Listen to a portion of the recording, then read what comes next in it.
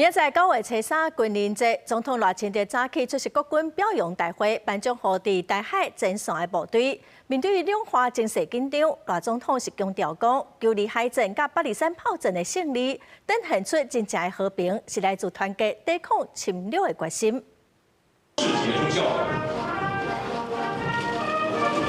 93军人节要到，总统赖清德初二亲身出席国军表扬大会，颁国军楷模顶186个奖，包含真济伫台海前线作战的部队，鼓励官兵的士气。针对中国去年派出超过5000架次的中国军机，结合中国军舰侵扰台湾，这届得奖人员就有空军的 F-16V 飞行员、甲海军甲飞军舰的官兵，分享因保卫领空、守护海上领土的经历。针对语言这个困难的部分。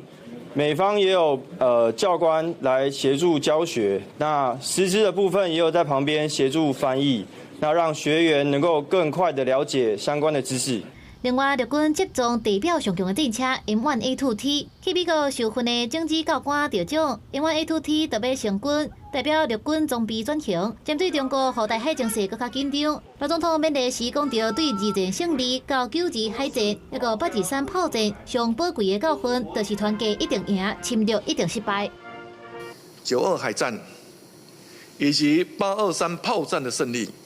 更证明了真正的和平。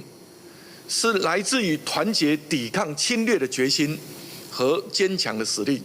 也那中国要举办93阅兵，外界解读有军事扩大，抢抗战胜利为己权。将陆军司令李尚洲强调，抗战胜利是引导中国上好的历史事实。如果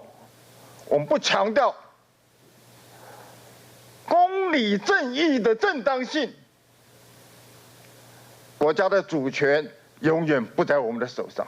针对中国最近几年对台湾军演，李尚洲分析，中国和机场无法度运作，电子侵入超商的任务，引发的冷杀效应对个人的影响，是比当兵军演的硬杀效果更较好。国防部初二是发布，侦测到10架次的中国军机侵扰台湾，也将中国初5发射运载火箭，经过咱的 ADIZ， 国军严密应对处理。公司新闻参报道。